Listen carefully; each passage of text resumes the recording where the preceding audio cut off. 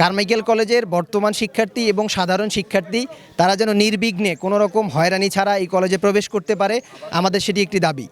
এবং যারা এই কলেজ ঐতিহ্যবাহী একটি কলেজ, এই কলেজে যারা বাইরে থেকে দর্শনার্থী আসেন তারা একটা নির্দিষ্ট প্রক্রিয়া মেনটেন করে এই কলেজে যেন তারা প্রবেশ করতে পারেন, এই কলেজকে যেন তারা ঘুরে দেখতে পারেন, সেই দাবি আমরা ব্যক্ত করছি। এবং কারমাইকেল কলেজে যে সমস্যাগুলো রয়েছে, কারমাইকেল কলেজে আবাসন সংকট রয়েছে, কারমাইকেল কলেজের কিছু জমি রয়েছে ওইদিকে পিছন দিকে যেগুলোতে চাষাবাদ করা হয়, আমরা আভাস পাচ্ছি যে সেই জমিগুলো পার্শ্ববর্তী বেগম রোকেয়া বিশ্ববিদ্যালয়কে দিয়ে দেওয়া হবে।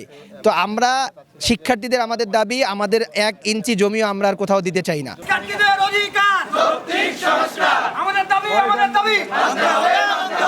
এর আগে আমরা 21 দফা দাবি দিয়েছিলাম, সেখানে আমরা সেদিন এ দাবির প্রেক্ষিত ছিল যে আমাদের একজন শিক্ষার্থী আহত হয়েছিল।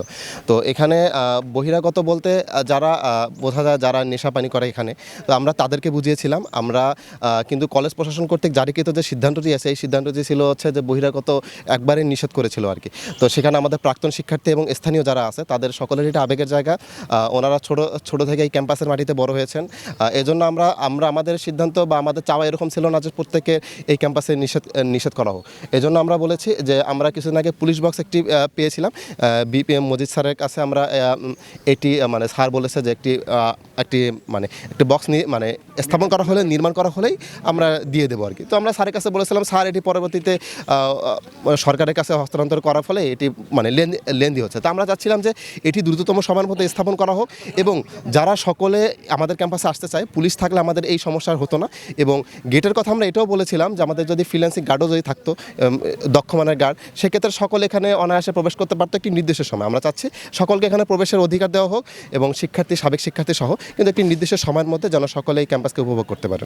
আমরা সম্পূর্ণ মনে করছি যে এটি প্রশাসনের জন্য আজকে আমরা এখানে এসেছি। প্রশাসন যদি এই কাজগুলো কার্যত ব্যবস্থা নিত, আজকে আমাদের এখানে আসার কোনো প্রয়োজনই ছিল না। এই রোদের মধ্যে দ্বারা আমাদের এই আন্দোলন করা বা স্মারকলিপি প্রদান বা এরকম আমাদের কষ্ট করার কোনো প্রয়োজন ছিল না। আমরা এখানে সম্পূর্ণ প্রশাসনের দোষ দিচ্ছি আর কি। 15 দিনের একটি আলটিমেটাম ঘোষণা করেছি। আমরা চাচ্ছি যে 15 দিনের মধ্যে যৌক্তিক শুধু সমাধানই নয়, কার্যত ব্যবস্থা নেবে। এবং যদি 15 দিনের মধ্যে ওনারা যদি কার্যত ব্যবস্থা নিতে না পারেন, এক্ষেত্রে আমরা মনে করছি আমরা কঠোর থেকে আন্দোলন যাবো এবং আমরা ক্লাস বর্জনেরও ঘোষণা দিতে পারি বা এরকম যে কোনো সিদ্ধান্ত আসতে পারে।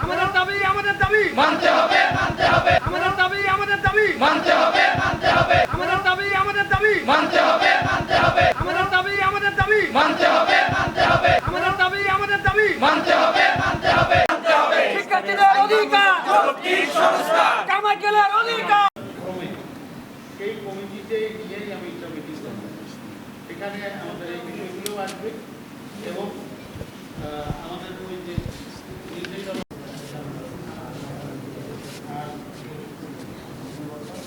যে দাবিগুলো আছে যুক্তিসঙ্গত যেগুলো দাবি, অবশ্যই আমরা সেগুলো সমাধান করব এবং যেটি দ্রুত করা সম্ভব সেটা আমরা দ্রুত করব। যেটিতে সময় বেশি লাগবে, যুক্তিসঙ্গতভাবে যদি বেশি সময় লাগে তাহলে আমরা সেই সময় নিয়েই সেই সমাধানগুলো করার চেষ্টা করব। কিছু নির্দেশনা সম্বলিত নোটিশ বোর্ড আমরা স্থাপন করতে চেয়েছিলাম, সেখানকার বিষয়ে কিছু কথাবার্তা এসছে, আমরা সেটি বিবেচনায় নিয়েছি এবং পরবর্তীতে আমি একটু আগে বলেছিলাম যে আমরা ছাত্র, শিক্ষক, কর্মচারী এবং সবাইকে নিয়ে বসে আমরা এই বিষয়গুলো সিদ্ধান্ত গ্রহণ করব।